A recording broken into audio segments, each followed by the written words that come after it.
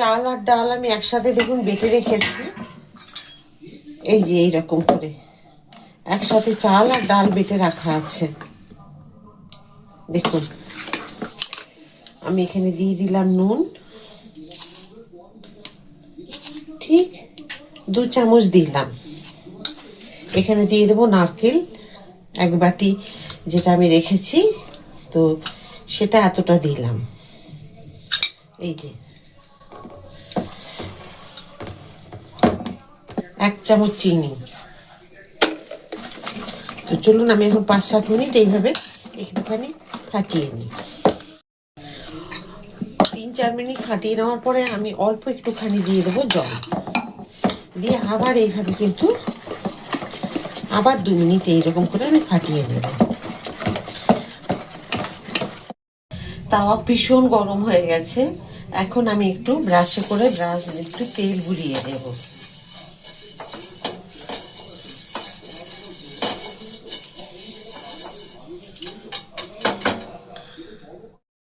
অল্প একটু খাবার সোডা নিয়েছি, দিয়ে দেব অল্প একটুখানি জল।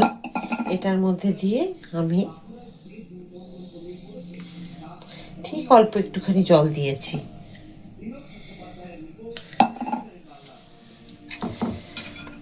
দেখুন এবার এটাকে আবার একটুখানি ঠিক মিশিয়ে নেব। এবার আমি এখানে জলের ছিটা দেব তাওয়াতে। দেখুন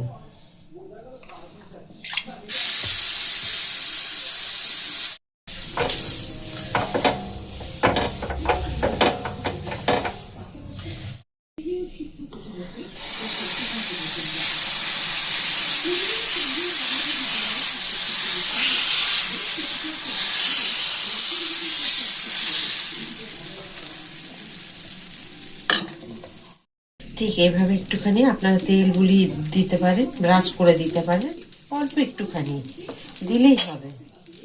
এবার দেখুন সবাই বলে তো যে একদম ভালো ওঠে না, ভালো ওঠে না। দেখুন একদম আপনাদেরকে দেখিয়ে দিচ্ছি কত সহজে এই সরু চাকলি বলুন বা ধোসা বলুন, এই যে এরকম দেখেছেন, যেটাই বলবেন আপনারা। দেখুন কিরকম হয়েছে, এইরকম রেখে দিলাম।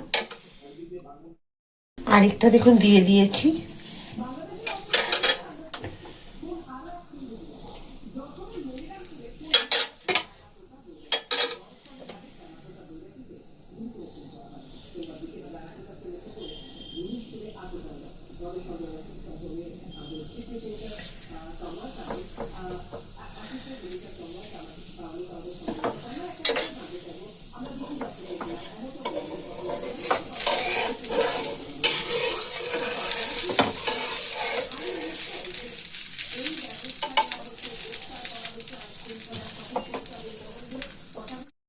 আপনারা চাইলে এই উল্টো সাইডটাও একবার ভেজে নিতে পারেন, আপনাদের যদি মন চায় যে আমরা উল্টো সাইডটাও ভেজে দেব। যাই হোক এটা আমার একটু খুন্তি লেগে ছেড়ে গেল, নাহলে খুব সুন্দর উঠেছে। আপনারা প্রথমটাই দেখেছেন কতটা সুন্দর হয়েছে। দেখুন যে উল্টো সাইডটা ভেজেছিলাম ঠিক এইরকম হয়েছে। যদি আপনারা মুচমুচে কুরকুরে করতে চান তো সেটাও করতে পারেন। দেখুন এই যে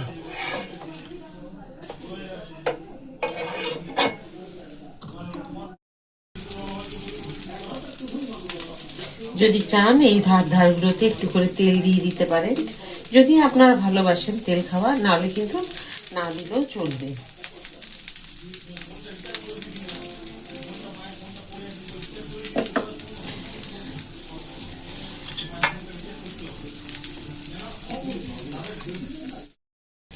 দেখুন কি সুন্দর হয়েছে।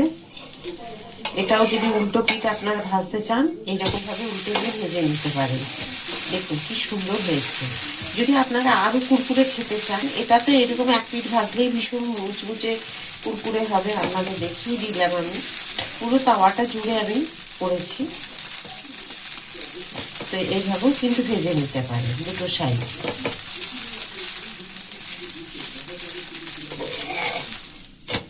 এই যে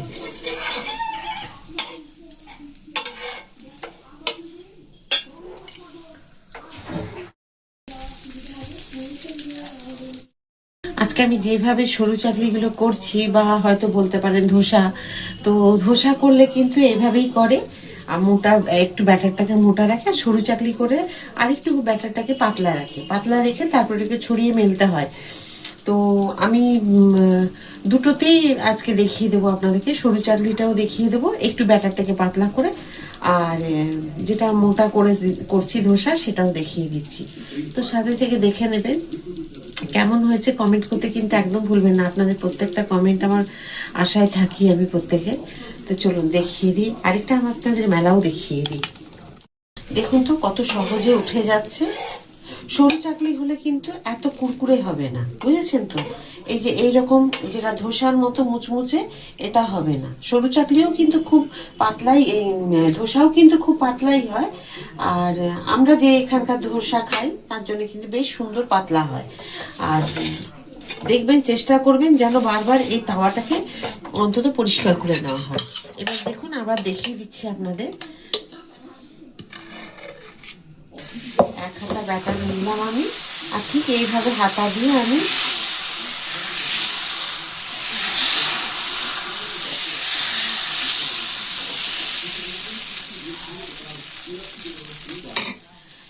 মেলাটা খুব সহজ। একটা হাতা নেবেন, একদম গায়ে জোর দিয়ে দেবেন না, হালকা হালকা করে হাতাটাকে গোল গোল ঘোরাবেন, তাহলে কিন্তু হবে। অনেকে ভাববেন যে মা এটা কি করে ঘোরাবো, খুব সহজ জানেন তো। এই হাতাটাকে আস্তে আস্তে করে ঘোরালেই কিন্তু খুব সুন্দর ঘুরিয়ে এই ব্যাটারটা মেলা যায় আর কি। তা আপনাদেরকে আরেকটা পদ্ধতিও দেখিয়ে দেবো, সেটাও আপনারা করতে পারেন। যতক্ষণ না দেখবেন যে বেশ সুন্দর হয়েছে, যদি ধোসা করেন তলাটা বেশ লাল হয়ে এসছে, ততক্ষণ উঠাবেন না, তাহলে কিন্তু ওই যে মুচমুচে ভাবটা হবে না। এই যে দেখুন,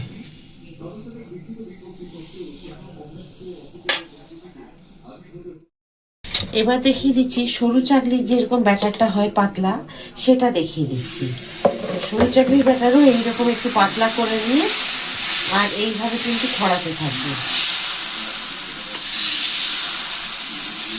ওটা কিন্তু বেশিক্ষণ তো লাল হওয়া দেখতে হবে না, যেন সাদা সাদাই থাকবে, সেই রকম ভাবেই রাখবেন।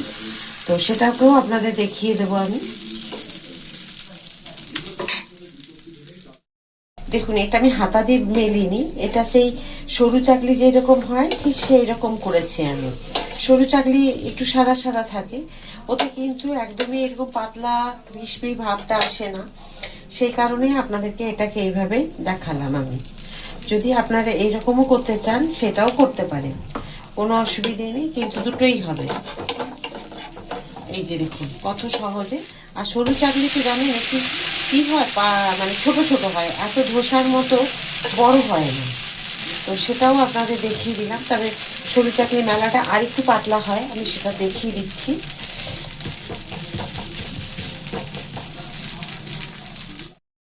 এই যে দেখুন, তুলে নিলাম, একটু পাতলা করে নিলাম হাফ কাপ জল দিয়ে, তারপরে ব্যাটারটাকে হাফ কাপ জল দিয়ে পাতলা করার পরে আমি দেখুন এইভাবে নিয়ে নিচ্ছি। তো এইভাবে নেওয়ার পরে আপনার কিন্তু যদি মনে হয় হাতা দিয়ে ছড়াতে পারেন, হ্যাঁ, আর নাহলে কিন্তু এমনিও আপনি ঘুরিয়ে করে নিতে পারেন। যখন পারতাম না তখন দেশলাইয়ের খাপ বা সুপুরির যে খোলা থাকে সেই খোলা দিয়ে আমি পাতলা করে ছড়িয়ে নিতাম।